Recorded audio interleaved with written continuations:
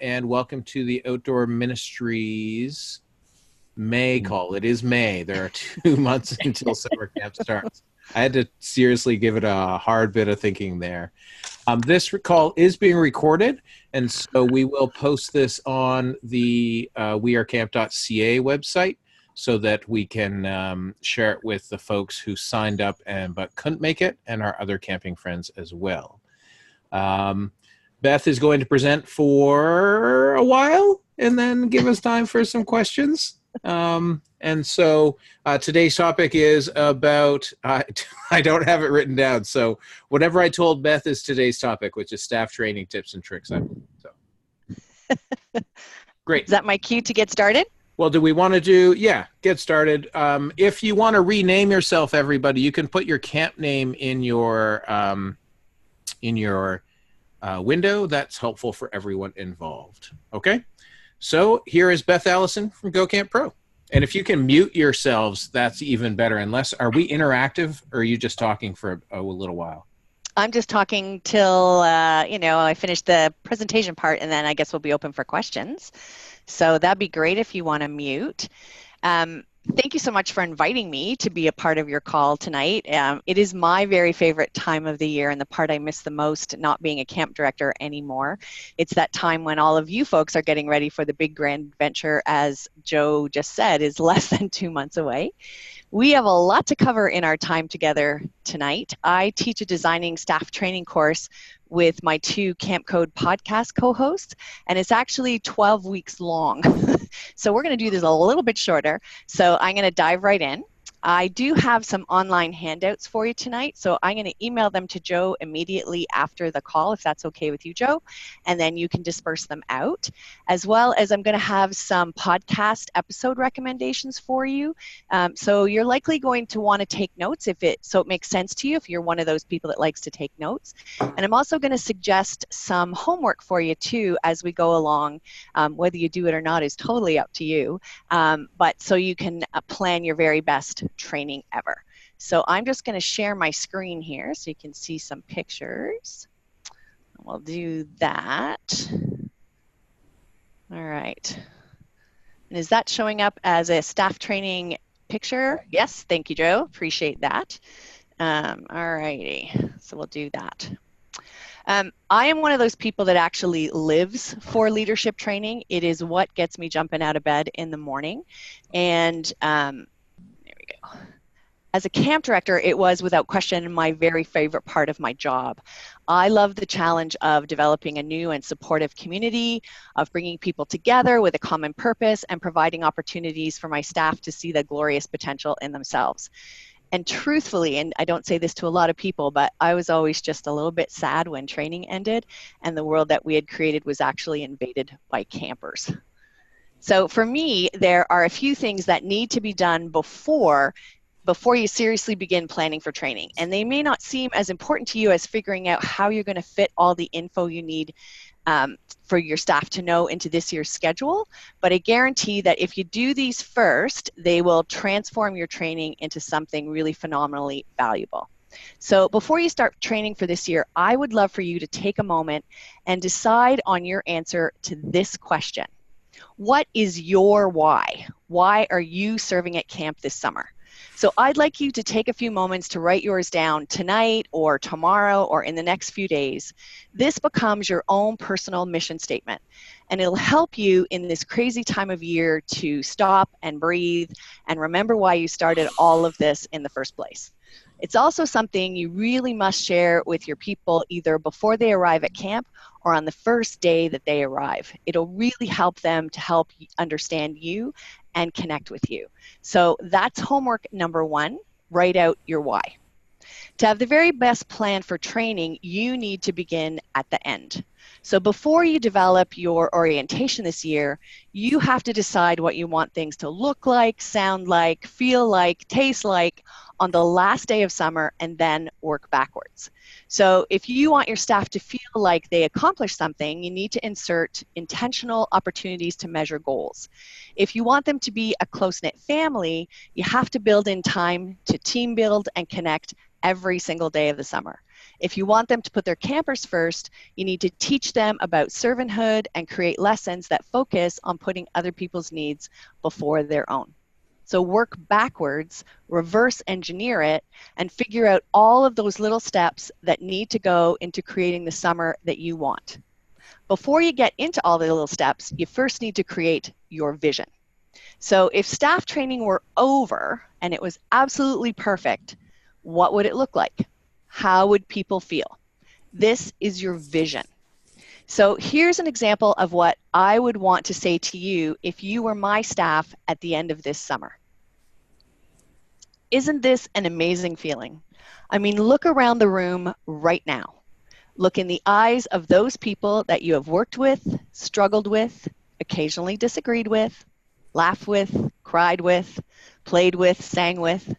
These are the faces of people who had a mission and gave everything they had to ensure that every person who came to our camp was valued, affirmed, and loved for who they are. This is what success looks like, what accomplishment sounds like. This is what working hard for a goal and knowing you made a difference feels like. Thank you for an outstanding summer. So homework number 2 is to write your own short speech. Your own short speech of what you would say to your staff on the last day of summer. This is your vision. Your mission then is all of the work that you need to commit to realize the vision. So the very next step then is to create your mission statement for training, not necessarily for camp as a whole, but for your time together in leadership training. A mission statement is a necessity for a successful staff training. We need it to be incredibly clear, and we need it to determine staff's training direction. It'll help staff understand their purpose, and the mission statement then serves as the North Star. It keeps everyone clear on the direction of training. The statement should be short to express training's purpose in a way that inspires support and ongoing commitment, that sets the tone of training, and it outlines concrete goals.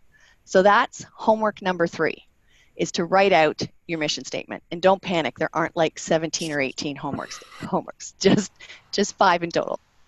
So write out your mission statement for training. And this is a great thing that you can do with your leadership team or with those staff members who help you to plan and execute training. And take some serious time to do this right.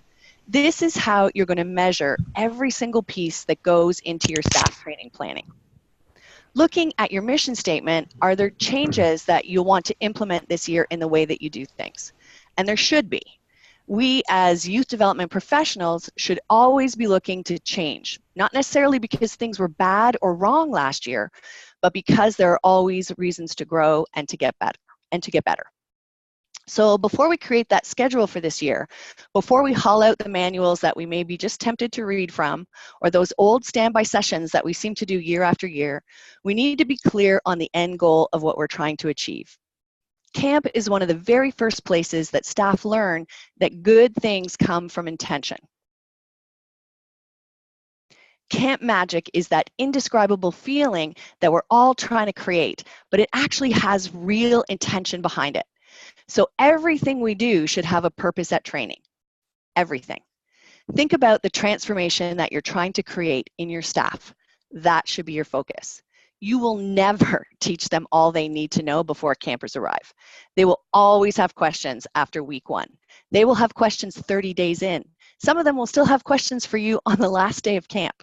So make sure that you don't get hung up on just dispersing the information, but that you really keep your vision in mind for building that solid foundation that will help you to have the best summer ever. In order to help us do that, I think it's really beneficial to reflect on last year's training, to go over the schedule before you create your planning for staff training this year. So reflection is homework number 4, and it comes in 2 parts. So here are some questions to consider before you dive into goal setting. And maybe you want to ask several staff members who have been on staff for quite a while to fill in some of these questions this week. Maybe even a few staff members who were brand new to staff last year. It may help you to shape your understanding of the effectiveness of your last year's training, especially if you weren't actually at the camp you're at now. So all of these questions would pertain to training 2018. I've got 20 questions in total, and I've put them in this email for you, but they'll include questions like, what was I most proud of? What or who did I learn the most from? What did I resist the most and why? What negative patterns seem to be repeating? Things like that. So taking the time to reflect on last year before you begin is really helpful. I would also suggest that you keep these questions handy and answer them again after Leadership Training 2019, but to do it the day it's over so it's fresher in your mind. So for this year, you're going to need a copy of last year's schedule and notes in front of you to help you kind of jog your memories. I'd like you to be really honest with your answers. Nobody's going to see them except you and your team if you choose to share them with them. And I think it's really helpful to begin training by grabbing all the best parts of what you've done in last year's training and bring to light the not so effective parts so that the patterns won't be repeated and so you can clear the way to create your mission for this year. So this is homework 4A, the questions that I've given to Joe in the email. And for part B, 2 questions to ask yourselves. What skills or values have our most successful staff members had? So what are those skills, what are those values when I think of the best staff members I have ever worked with? And how can we make these widespread and ingrained in our staff culture? So those are all the things to think about before designing staff training. It seems like a ton of reflection when you likely just want to get started and get it over with because the clock is ticking. But I promise you, if you do the reflection pieces and write out your speeches and write out your mission statement, it will be totally worth it. So for more info on creating your mission statement, you can look to these 2 podcasts. So I run a podcast called Camp Code with 2 other women, Gabrielle of Camp Woro in Quebec and Ruby Compton. She's in North Carolina and has worked at day camps and res camps. So episodes 2 and 14 deal very specifically with creating mission statements. For me, the true purpose of leadership training is threefold. The first is to build community. They need to feel comfortable with the people around them, comfortable to ask questions, comfortable to make mistakes, and comfortable with the place that they're going to be in. Most of the camps that I work with need to just stop teaching what's in the LIT manual, in the leadership training manual, and to do more collaborative activities, ones that will make your staff members feel a part of something really important and really special. So look at last year's schedule and actually cut out activities that don't help to transform these individuals into a functional, healthy community with a true sense of purpose. So number one absolutely in my heart is building community. Number 2, they need to become excellent teachers. So you need to figure out lots of ways for them to practice and to teach each other. And number 3 is to celebrate their journey and their transformation so that they feel empowered to use the skills. So incorporate every day that focus on their experience and their development. Now, how do we know all this and how do we remember to get it all done?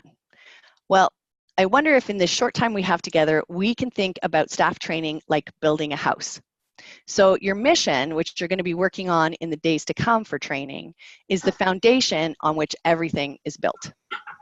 Your floor then is your intentionality piece, which begins with your reverse engineering, your vision. And I want to just take a moment to point out that the reverse engineering tool can be used in every single interaction at training and throughout the summer, really. Ask your staff to decide what they want an announcement or a skit at campfire or an evening program to look like, sound like, feel like when it's over, and then ask them to reverse engineer it and to put in all the little steps that it's going to take to get it to where they want it to be. This kind of intentionality will take you further than ever before in your training. And intentionality in training also, of course, has a well-planned schedule. So when designing your schedule, what I love to do is to lay it out visually first. So I like to use different colored Post-it notes, but you could use a whiteboard or put it in a Google Calendar, whatever works best for your team. But step 1, start with those immovable blocks. So when do they have to go to sleep? When are your lights out? Or when does your day end if you're a day camp? When do they wake up? You got to put in meals in. They get real cranky if we don't put the meals in. So put all those immovable blocks in there. And then step 2, write out all of the elements, absolutely everything that you think needs to be included. And then put each of those items up against your new staff training mission. And if they don't fit this year, toss them out. I don't know if any of you have seen this Marie Kondo stuff on Netflix, but she just says, if it doesn't bring you joy, toss it out. And then number 4, plug and play. So move things around. Try them in different spots. Get input from your staff who will be helping you with training. And please, please, please don't forget about downtime. Staff need to process and they need time to absorb everything that they've learned. So we need to put in more downtime, certainly more than I put in when I was a camp director. And they need to sleep. Now this age group actually arrives at camp 48 nights sleep in the hole.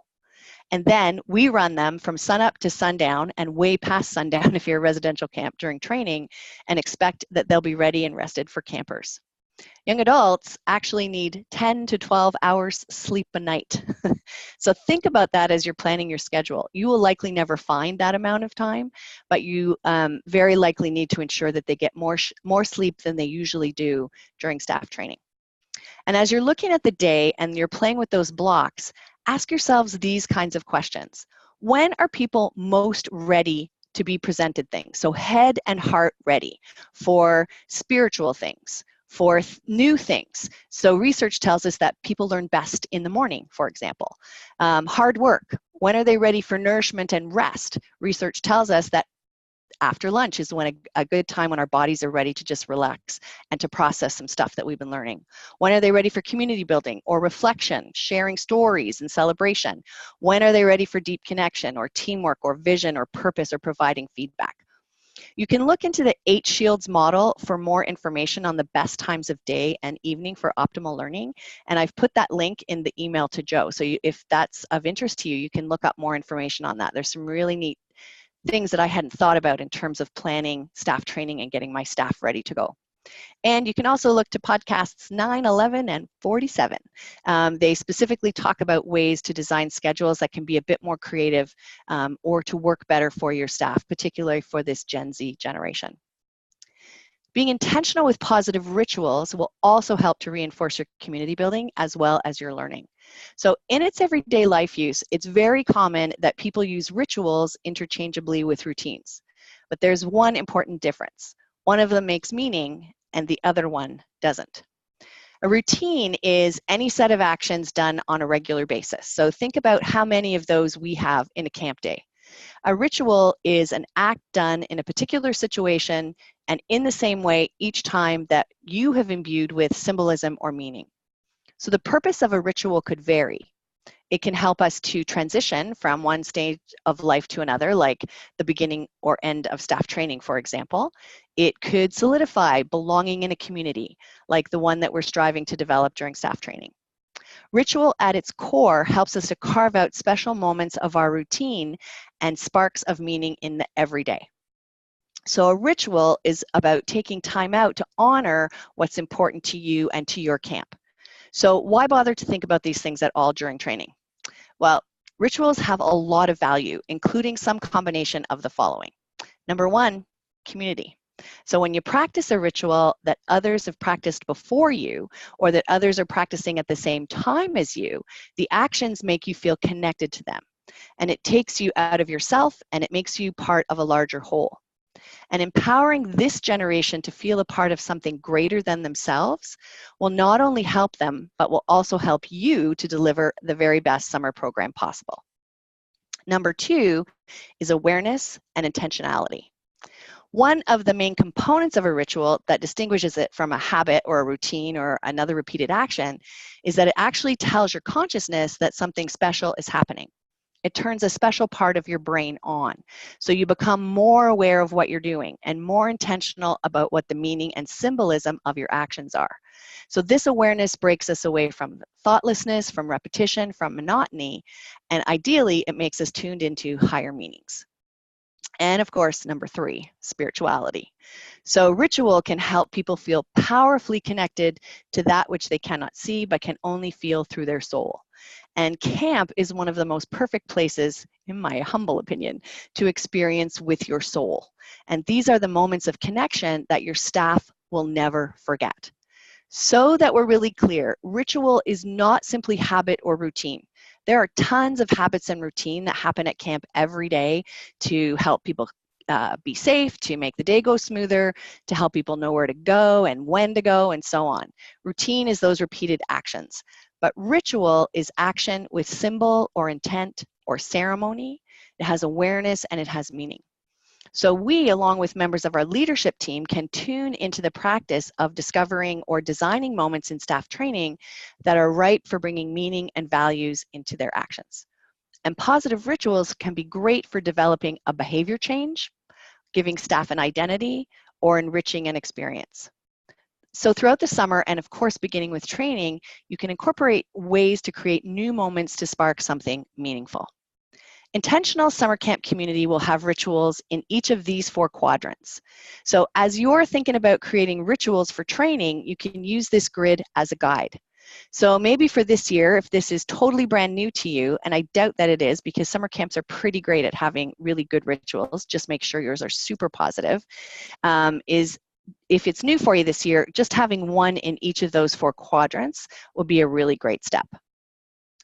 Social learning and social meaning happen when positive rituals occur, and training is that perfect time to introduce new positive rituals that can help your staff feel a part of something important and meaningful. A number of the rituals that we created are in your online handout for you to use this training season. So there's a handout called Best Practices, and there's a whole ton of them in there that can help you. You can use them directly or change them to make them work for you, or maybe give you inspiration to create your own or improve the ones that you already have. And also these podcasts, 22, 42, and 44, all talk about positive kinds of rituals that can enhance the leadership training experience for our young people. And of course, if we are being truly intentional, we are leading by example throughout training. So what do we expect from our staff throughout the summer? Creative, well thought out programming. We expect them to be prepared, on time, totally professional, caring, putting people before program. We need to be sure that we are doing all of this ourselves before training and during training. So training should be prepped and ready to go before all your staff arrive so that you can actually be present in all of their sessions. So not working in the back of the room or not out in the office if you can absolutely help it, so that you can see them in action, so you can watch and learn what they need, and that you can be there to support them and of course to celebrate their successes. Now, the first wall of our leadership training house is servant leadership. And one of the greatest things we ever did when we were directing was to introduce the concept of servant leadership. Now, this, of course, is nothing new, and being faith-based camps, we already have a strong handle on this. But like anything else, it has to have a focus in training, not just for the week, but also for the entire camp season. It has to be given its due, and it requires you to get the input of your staff to get them on board. So here's a really meaningful, it's quick, but a meaningful visual exercise to get that conversation going. So ask your group when you have them at staff training to help generate a quick organizational chart and draw it out for them as they explain it to you. So yours may look something like this. So you might have the UCC or the CCA or the OCA, whatever provincial camping association you belong to at the top, and then underneath that could be your board or your executive, then your executive director, then your directors or leadership team, and then your counselors, your LITs, campers, and so on. But just get a general consensus from them that this is how the power structure works at your camp, and talk about why this is effective at your camp and when this is effective at your camp. And there will be times that it is, but get their input. And now here is how to describe servant leadership to them. Physically take the paper and flip the chart upside down. It naturally flows then that the UCC or the CCA, the directors, assistant directors, senior staff are there to serve the campers. So more like this, or as I like to encourage staff, like this. The people above you, when we flip the chart upside down, are the people in your care. They're in your hands, and it's your job to understand that everything exists to make the people you care for successful, and every level works to equip and support and clear obstacles for the group above them. Now talk about why this is an effective way to think about camp and when. And of course, with Jesus as our best example of servant leadership, there are endless ways to weave this concept through training. Wall number 2 represents the growth mindset. We we've all experienced this shift in staff in the last decade in which they have much higher anxiety and stress than they did before, and they're afraid to be anything less than perfect. And often it keeps them from trying new things at all. So in order to make them feel safe and ready to risk, how about talking about making mistakes? So help them to learn to honor mistakes, or at Camp Code we say mistakes. And each night of training, ask them who made a mistake today. And of course, you will need to go first on the first night and to share a mistake that you made. And I did this with my staff the first time I introduced this idea. And I shared not one that I'd made that day, but I chose instead a really big mistake that I made as a camp director. And they were very shocked, not only that I had made that mistake, but also that I was willing to tell them about it. And then I shared what I had learned from making the mistake. So each night, or at the end of your day, if you're at day camp, when you ask who made a mistake, and then maybe prep a few senior staff ahead of time to be ready just in case nobody else wants to share. And then after they've done that, ask them, and what did you learn from that mistake? And let them know that it's okay to say, I don't know yet. It's a time to honor their vulnerability, their honesty, and to thank the mistake for teaching us something, even if we don't know what it is yet. And this end of day ritual will help them to see that making mistakes are the way that we learn and that we value them very much. I'm sure most of us are familiar with the camp training guru, Michael Brandwein. One of his best pieces of advice that we used over the years to take the development of our people to the next level was to get staff to think about their lifelong learnables. They're teaching archery, yes, but what are they really teaching? They're teaching stance and finger placement and drawing the bow and anchoring and release and follow through, but what are the lifelong learnables? Persistence, patience, calming yourself before doing something new and difficult. So we had each of our program area directors figure out what lifelong learnable they were teaching in their areas with each of the different lessons, and then share their learnables with our team. And this not only reinforced the importance of their summer positions, but it also gave them more focus on how to teach their lessons. So for example, if I'm trying to teach patience today, what do I need to do in order to get that lesson across? So work on creating ways for staff to try and fail and try again during training, and then celebrate those moments. You're also going to want to focus on ensuring your staff understand that part of their mission this summer is to help campers have a growth mindset too. And we all need to remember that they're not going to learn everything during training. They and you need to understand that they'll continue to learn throughout the summer, and you should be prepared to teach throughout the summer and learn yourself. Training doesn't end when the campers arrive. And podcasts 5 and 37 have great ideas about how to continue training long after the campers have arrived and to intersperse that in your camp day. Wall number 3 is all about communication. So focus on ways with your leadership team that you can communicate absolutely everything with your staff. So with today's social media tools, this should be a breeze compared to the days that we used to have to Gestetner everything. And bonus points to you if you know what a Gestetner is, and extra bonus points if you've actually used one. If you're not the one on your staff who's really comfortable with social media, get one of your staff members to help you get the information out there. With communication tools, you can also start sending out articles right now, articles about leadership or about bullying or about self-esteem, links to TED Talks, great quotes or Instagram images of what great leadership is all about. Decide ahead of time what skills you want your staff to have learned by the end of training. So this will come out of your vision that you create and the skills that you know your outstanding staff of the past have embodied. And then make a list and print each skill out on a separate sheet of poster board or flip chart paper. And then laminate them if you can and hang them, the appropriate ones, in the training area during each session, so everybody's really well aware of what skills they're learning during each session. How does this generation learn best?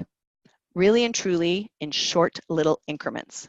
So as you're thinking of ways to best teach, think of social media. Can this be taught very visually with a great tagline like Instagram? Can it be like Facebook post? A little more meat, likely some visual aids, but it doesn't take too long? Or does it need more time, like a YouTube video, which also needs to be engaging and allows them time to practice? Maybe it has appropriate theme music that goes with it to help them remember the lessons. And my advice to you would be to never have them do one thing for more than 15 minutes. Always be changing it up. If your session is longer than 15 minutes in order to get all of your information across, be sure to change up what they're doing. So they're listening to you, or maybe then they're having small group discussion and maybe a large group debrief. They're getting up and moving around, or they're quite literally changing direction at least every 15 minutes. We also know, and many of us are familiar with this, that very little of what they absorb is actually done so in lecture format. Very little. But I cannot tell you how many camps still continue to stand at the front and read the staff manual.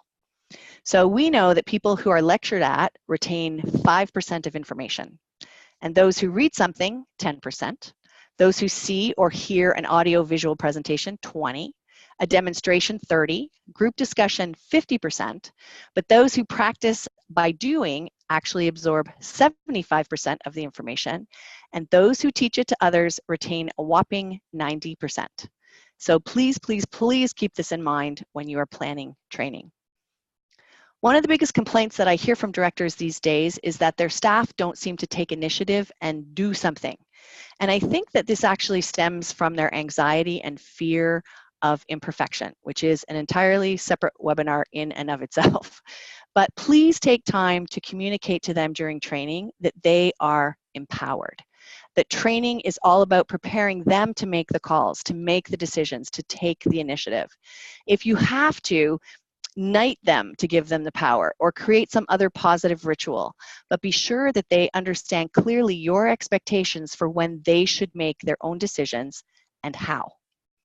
A huge part of communicating well is making information stick. So podcast number 6 is all about this. As well, I have an outstanding video for you that I've included in the email. The link is there. It's a YouTube video created by Gabrielle to help you remember how to make information stick and how to create ways staff will best absorb what we need them to know. So it's about 12 minutes long, but it's completely worth watching. Maybe your leadership team would also enjoy watching it, or the people who are helping you with training. Gabrielle is brilliant, and she's done it in such a way that it's actually incredibly amusing.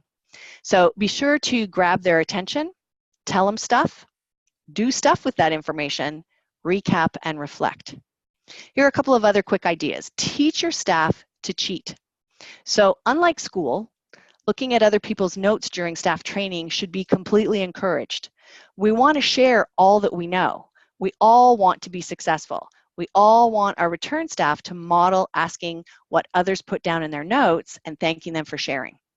So ask your leadership team to help you figure out really creative ways to teach information, like sensory experiences, for example. So don't tell your staff this as you're handing things out, but put all the same type of information handouts on the same colored sheets. So maybe all of your camper info on yellow sheets, all your emergency procedures on green, all your staffing info, behavior info on red, whatever you like. Somebody's going to start to see the pattern before training is over. And then 48 hours after a session, why not take 15 minutes and have leadership team members or other senior staff facilitate really short learning pods on what you learned 2 days before and give people the opportunity to practice those skills. And podcast 35 has a lot more info on involving return staff during training, which is always something directors are really concerned about. And finally, wall number 4 is the youth development professional wall. Be sure that you make your training feel like professional development. Your staff, especially return staff, need to understand that this is not just a fun summer gig, but that they're actually really making a difference, that they're learning skills that'll help them to be successful in their summer employment, but will also help them as they move on from camp, as they graduate, find full-time work, or even become parents themselves. We want to develop people whose character and commitment will shine through in all that they do. And in order to reinforce all their hard work, why not get people outside of training to appreciate them during training and all that they're doing to prepare for campers? So front load with some of your great staff alumni or your parents, ones people will know and recognize will usually have more impact. And then let them know that throughout training, staff will be posting on social media what you're learning. So put staff in small, intentionally thought out groups so that once each day or several times if you have a large staff, one group is posting on your camp's accounts, on your Facebook page, on your Instagram, on your Twitter, etc. Set them up at the back of the session area and let them know that they have the privilege of sharing together on behalf of all of the staff. And you'll want to front load with all your staff as you're explaining this idea by asking them to share things that they need to remember while having this responsibility of representing camp.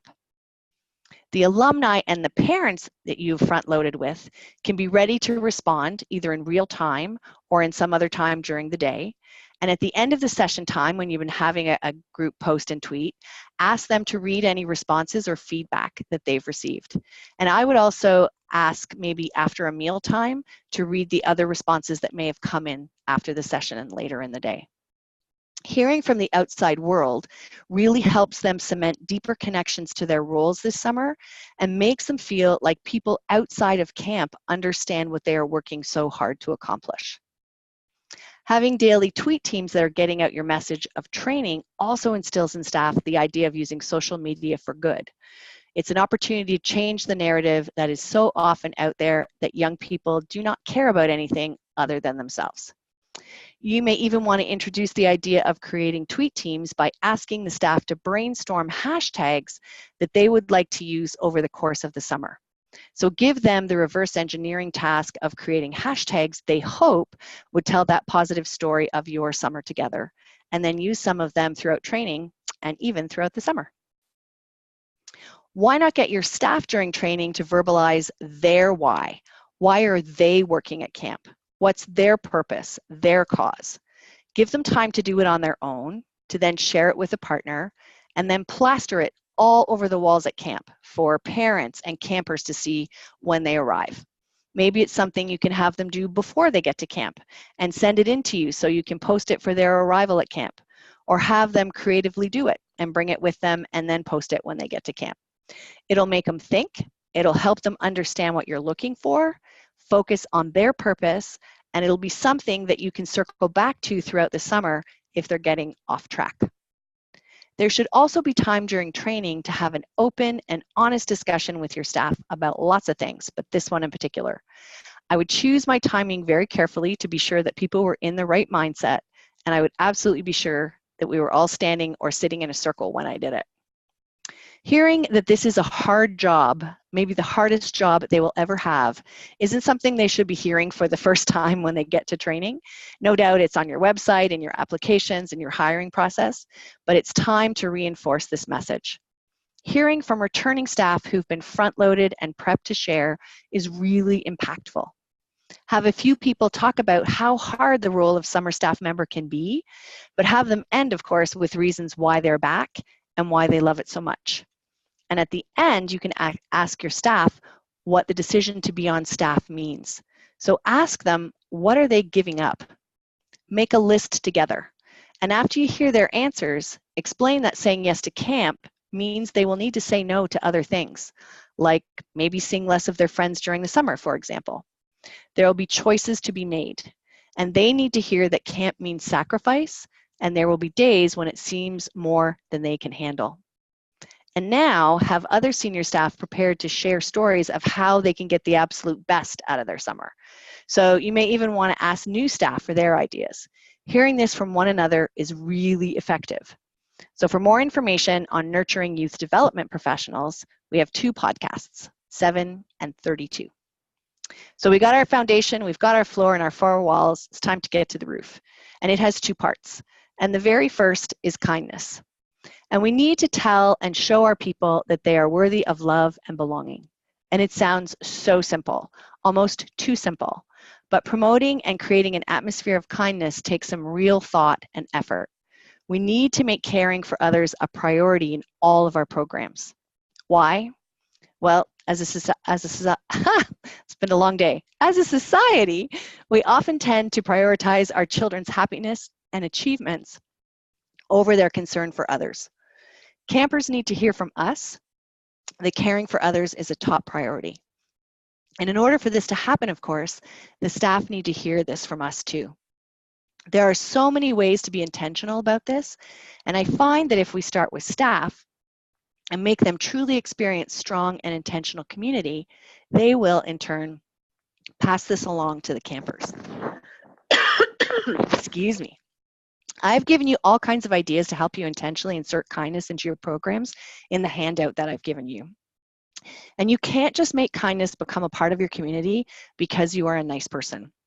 This is not something that just appears through role modeling. Many things do. This one needs to be a little more intentional. So I've put many ideas into that handout for you to use, or of course to inspire you to create your own. But whatever you do, it has to be seen as truly important by owning its own time in your schedule and being consistent throughout the summer. Make kindness a part of every program, of every moment of every day, and you're going to be amazed at how things change. Why not put a team together to work on adding intentional ways for staff to be kind to one another throughout training? Our teens and our young adults today who spend so much time online need to participate in actual ways that they can show kindness to one another and to themselves. In order to build a community that is solid and true, we also need to work on teaching empathy. Not just teaching or talking about it, but actually offering them opportunities to practice that. So empathy, of course, is the other half of our roof. Empathy can be hard, but it's an incredibly important skill that we have the opportunity to teach at summer camp with so many chances every day to practice. And that begins by creating opportunities for it at leadership training and teaching our staff how to make it a part of who they are. And I've got several resources for you that I've put in that handout. Scott Arizala and Laura Kriegel have created a great short 3-minute video to show to staff and campers the skills that we need to practice in order to be more empathetic to one another and create a safer, more powerful community. And they've given me permission to share it with all of you, and the link to that is in your handout. Brene Brown does a great little 2.5-minute video on the difference between empathy and sympathy, and it's found on YouTube. But she also has a great TED Talk entitled The Power of Vulnerability that talks about our ability to empathize, to belong, and love that maybe you want your staff to watch before they get to camp. And my camp participates each summer in the Empathy Project. And I'd love for you to look up all of the details in your handout. They're all there and explain to you how you can start your own at your camp. Being intentional about teaching empathy and talking about it and then pointing it out when we see it during training will create people who genuinely seek to understand and to care for others. And in our culture of life, which is only on devices, our staff need time in a safe and brave environment to practice these skills. Our first window of our house, which allows us to look out onto the world, is gratitude. And gratitude is such a big part of what I talk about in building community.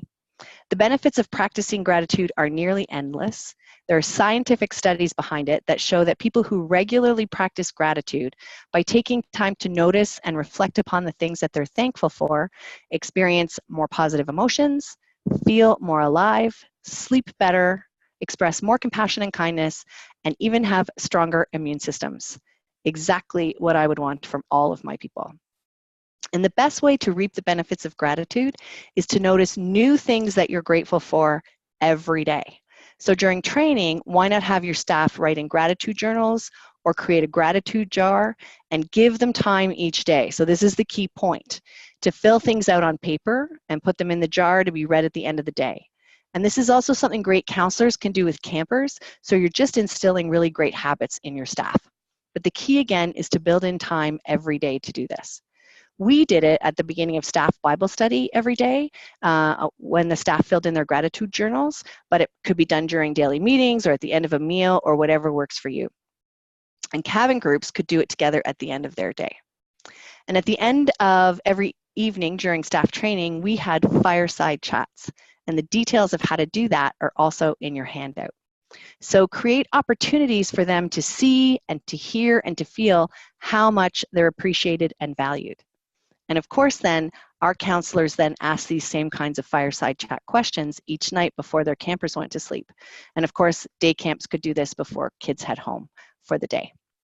Our second and final window is joy. Again, sounds really simple, but it's really important. So make time each day to be grateful and celebrate joy. And what I've done for you is include a session that I created last year called Awe and Wonder. And it's about a 2-hour session. You can trim it down if you need to, but you can do it during staff training.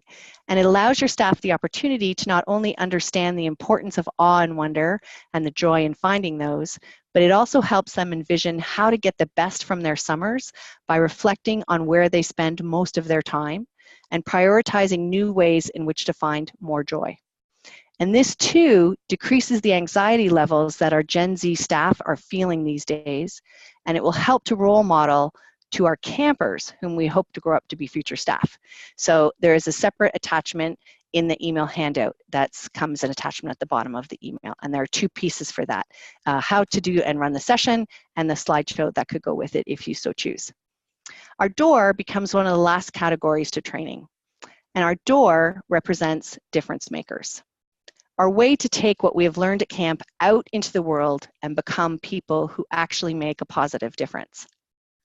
We already know that this generation of staff wants nothing more than to do something that matters, to be a part of something special. So while you're working on ways to create real difference makers, be sure to use your return staff to help you teach during training, lessons big and small. You'll want to front load with your return staff that together you'll all be training the new staff, and that of course you'll also be providing new opportunities for them to learn new stuff as well.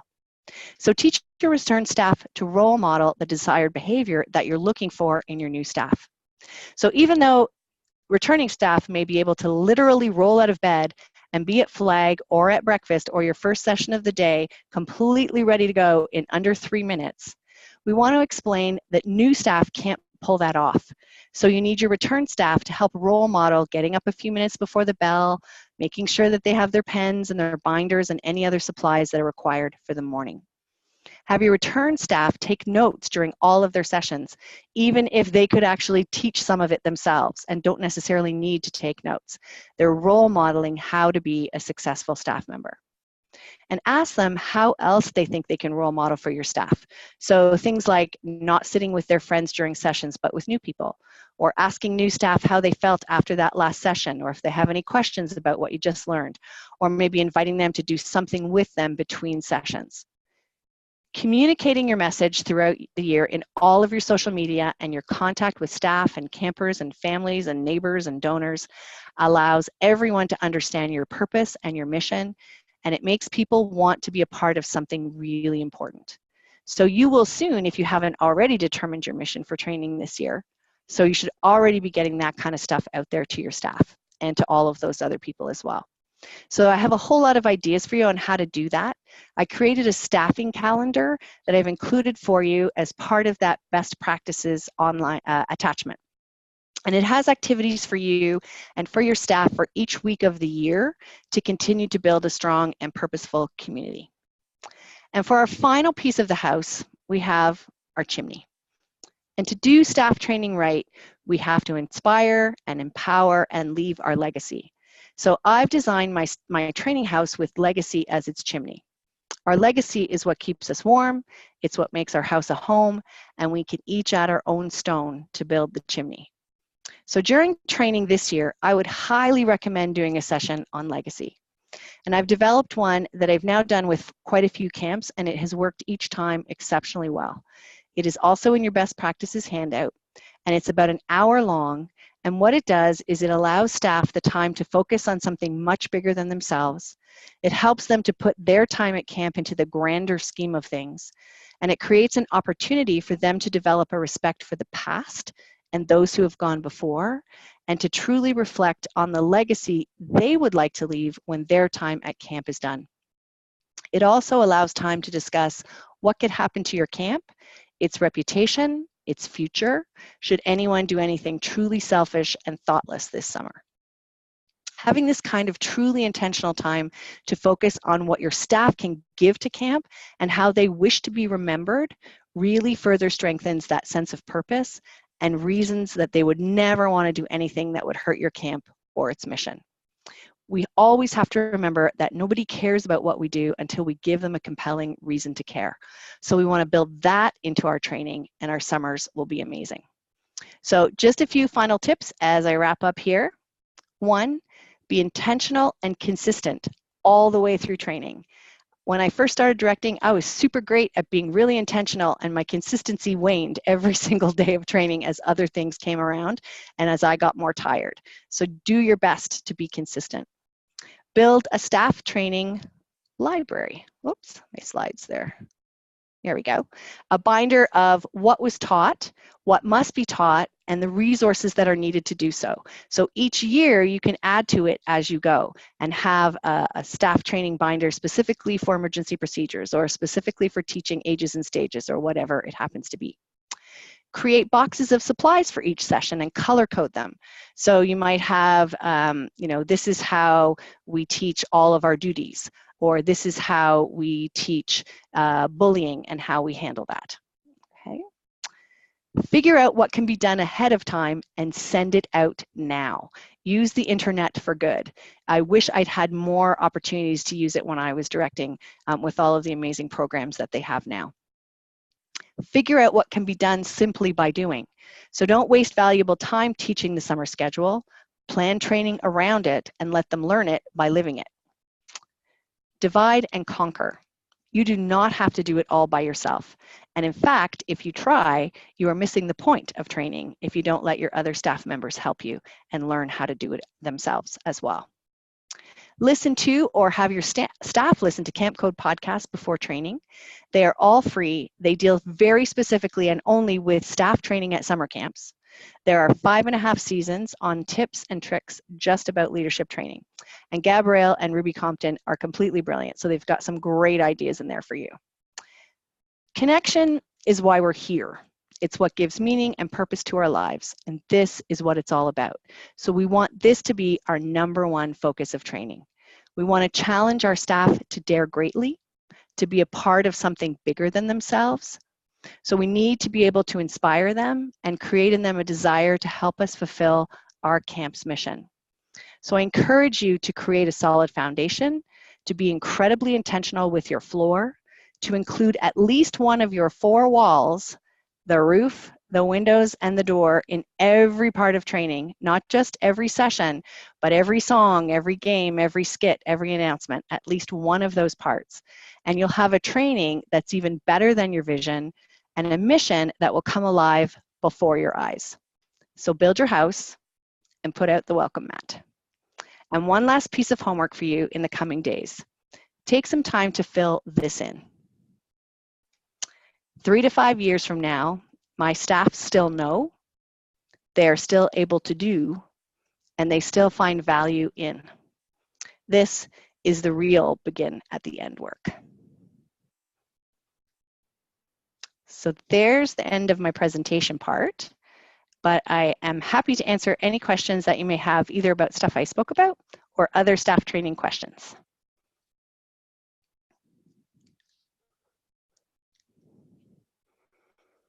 Or you're all so brilliant at it already, no questions are necessary.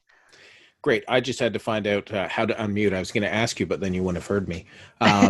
So does anybody have any, thank you so much, Beth, so far. Does anybody have any questions? Robin, did you lift your hand up there? Or are you just praying? Because that's fine too. I pray for the summer every day. We all do. You're giving applause. That's the applause meter. Okay. Are there any questions? Yeah. I just want to say I think there's a lot of folks, I certainly feel it myself. It was like a fire hose of information that was just so useful.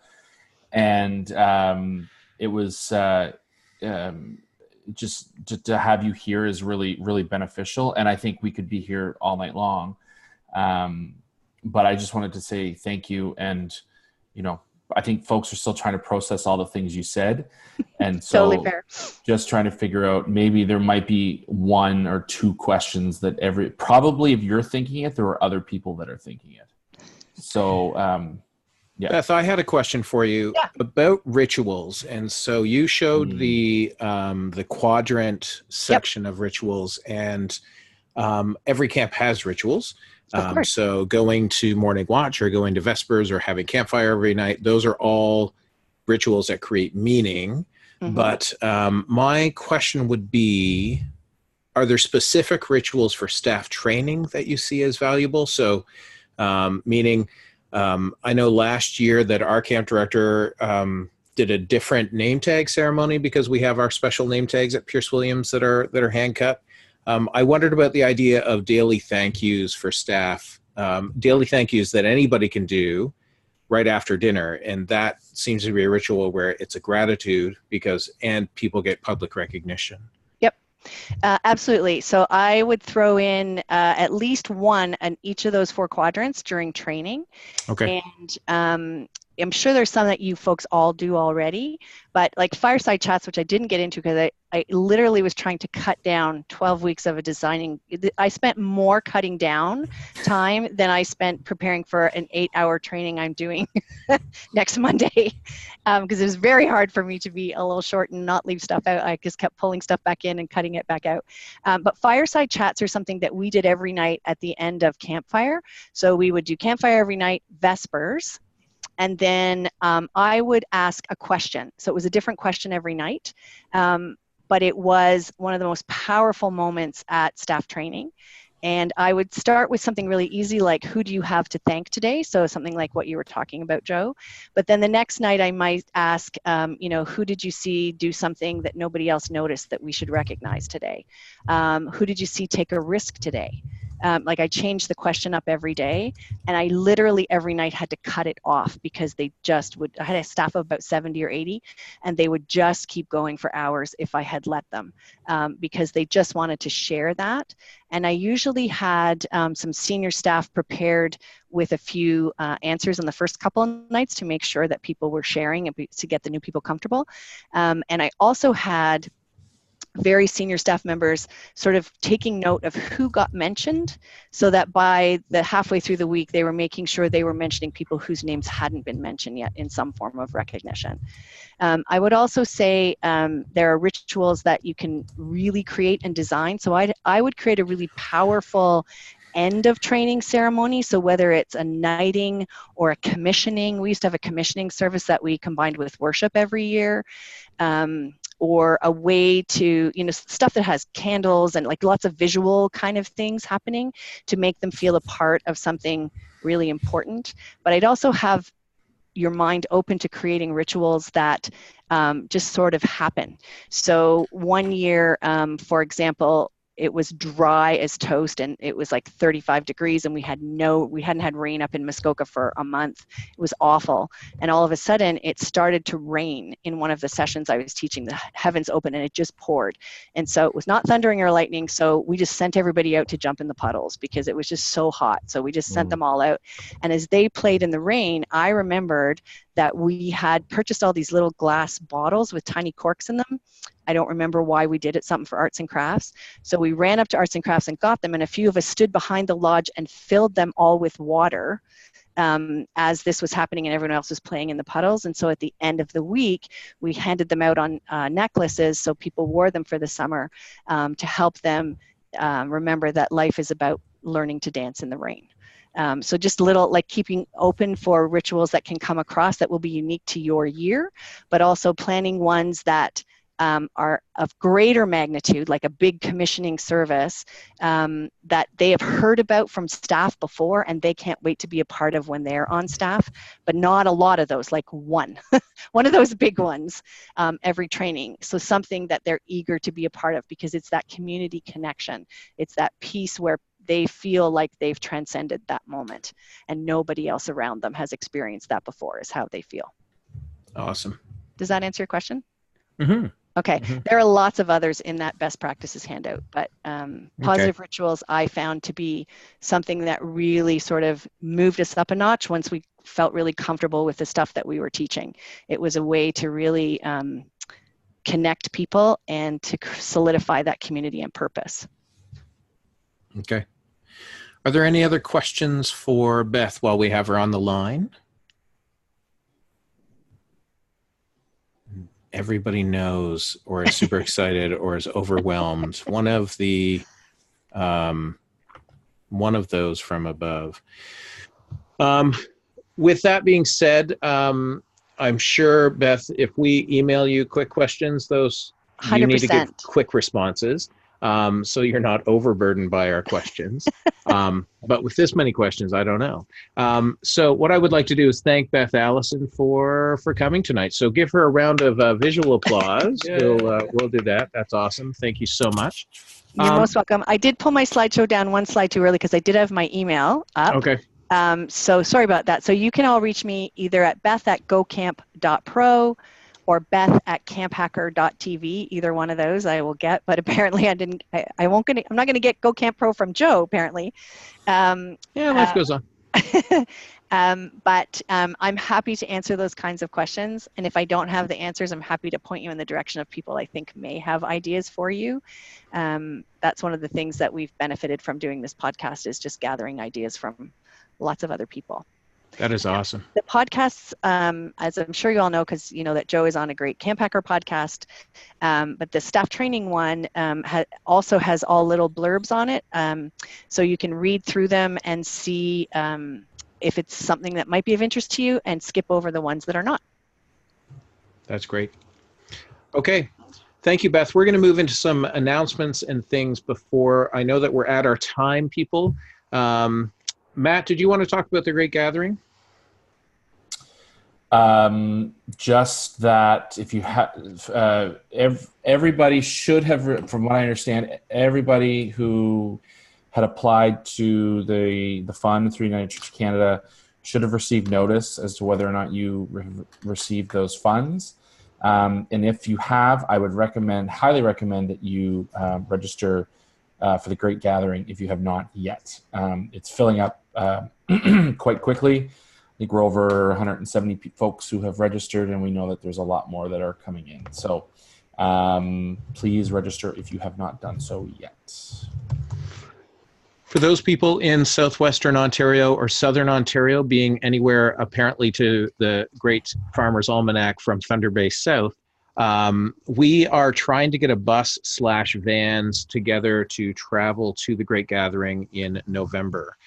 Currently, I have 12 people on the bus, 12 spots that are booked on the bus. I know that Brendan from Sparrow Lake is not here. He had done some research about flights, but there's no flights that get us there on time unless you fly into Knoxville and then rent a van from there. So it's a bit of a, it's not a time savings in my mind, but I don't want to have competing travel. I'm just booking a bus, 12 hours each way. So yeah, good times. So if you want a spot on the bus, we're trying to get to 17, which would get us to $500 per person for the bus. Currently we're at 12. So, and Matt, we got an email from Jordan at National that there were only about less than 25 people who applied for the fund. Right. So if you missed that application and need to apply, we can certainly try and push those through, because 25, there's much more funds there for us if we have people who need them. And so the Great Gathering, June's call is up on the website. So you can see at wearecamp.ca that Monday, June 10th is the next call. It's for last minute issues and guidance. So if you have questions, that's the time to bring them and talk. If you don't have questions, you might have answers. And that means that you need to be on that call to help others. The other one to take note of is Monday, September 16th. Is our September call, which is after the summer, and I know that we're planning ahead. We have another guest speaker in September. Run River Consultants out of New York are coming on to do a small presentation about the value of planning ahead for our sites and for our boards. So that is one that we can share with our boards. I'm not sure if there are any questions before we close for the evening. Yes, Lorraine, you're going to have to unmute yourself, or one of us will. Okay, there we go. So we applied for some funding late, and Jordan wasn't available because of the death of his dad. And I never did hear back from him.